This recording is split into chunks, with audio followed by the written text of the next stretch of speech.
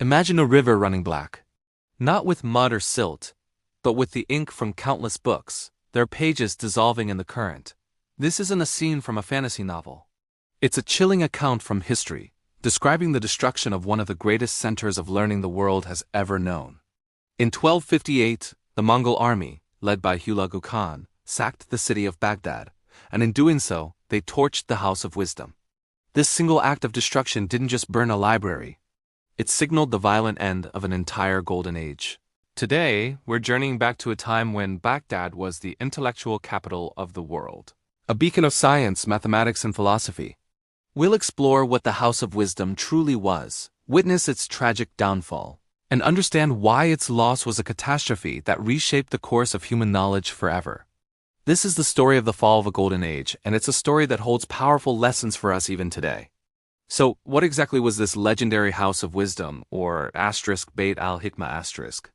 To understand its importance, we have to travel back to the 8th century, to the heart of the powerful Abbasid Caliphate. Rulers like Caliph al-Man weren't just political leaders.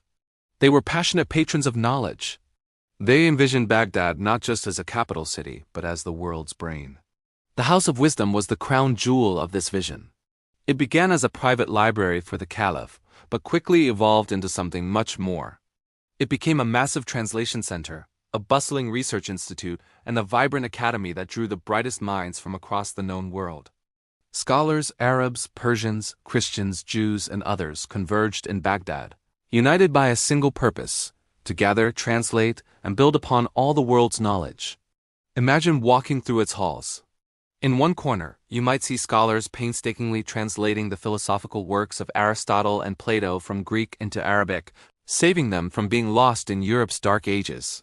In another, you'd find mathematicians studying Indian numerals and developing what we now call algebra.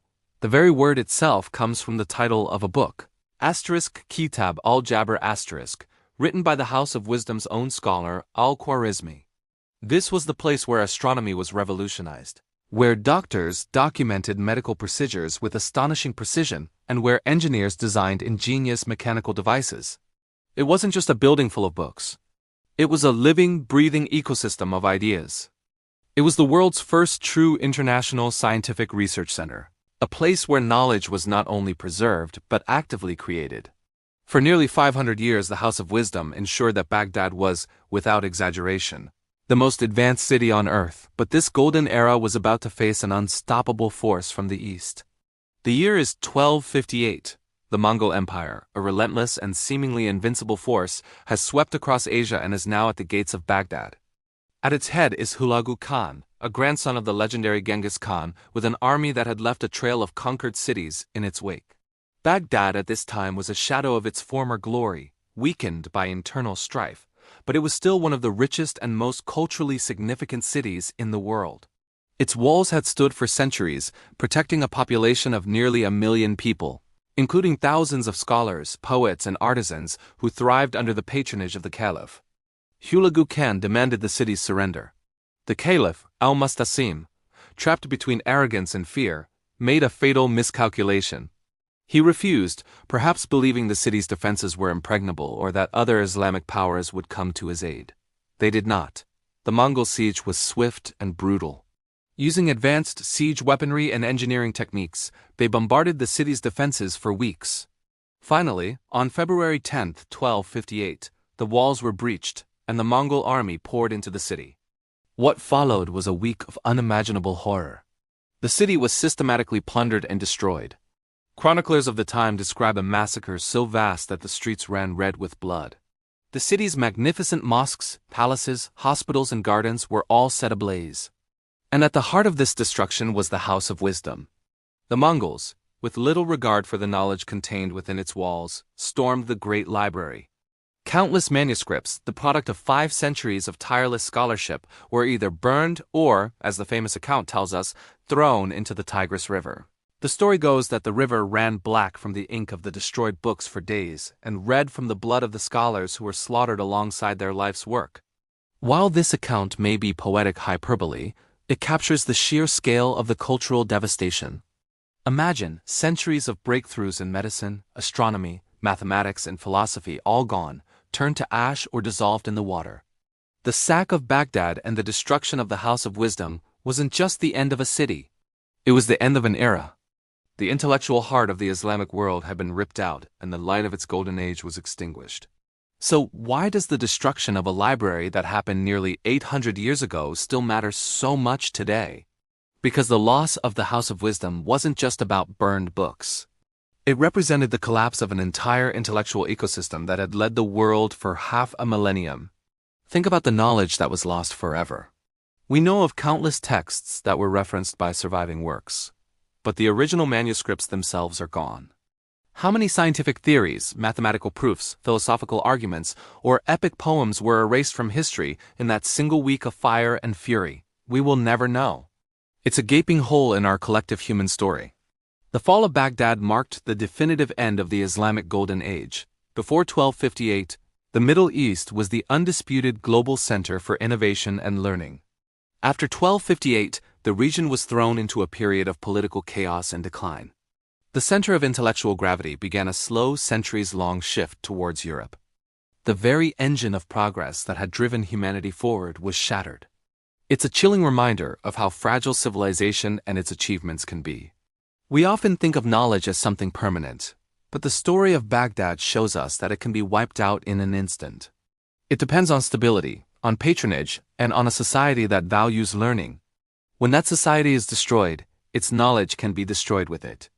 The Mongol invasion completely redrew the map of the Middle East, politically, culturally, and intellectually. While the Mongols would eventually convert to Islam and become patrons of the arts themselves, the specific, vibrant, and multicultural intellectual environment of Abbasid Baghdad was never recreated.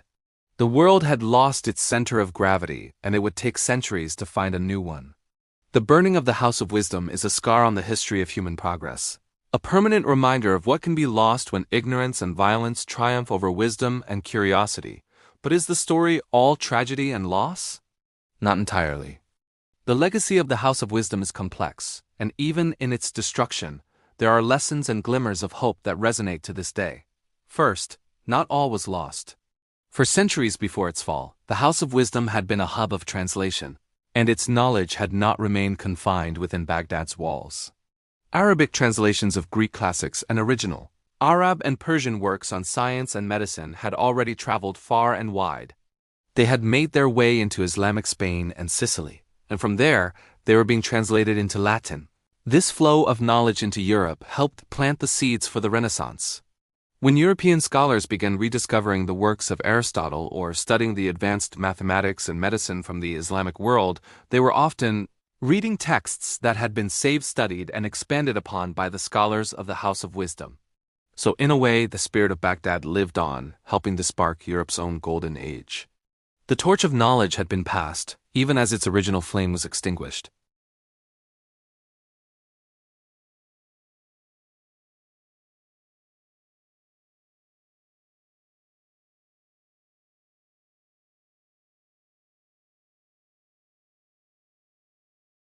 The work of modern historians, librarians, and digital archivists who are tirelessly working to scan, digitize, and preserve ancient manuscripts is the modern equivalent of the scribes in the House of Wisdom.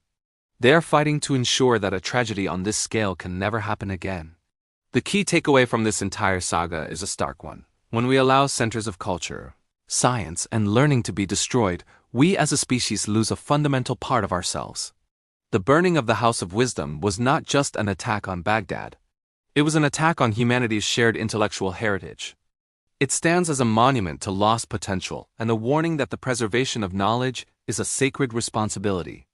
It reminds us that we must protect our libraries, our universities, and our archives, our modern houses of wisdom, as if our very future depends on it. Because as history shows, it does. Thank you so much for joining me on this journey into the past. It's a somber story, but one that's crucial to remember. If you found this exploration of lost knowledge and historical turning points fascinating, please consider hitting the like button and sharing it with someone who loves history. And for more stories like this that shaped our world, make sure you subscribe and ring that notification bell. We'd love to have you in our community. Thanks for watching, and see you in the next video.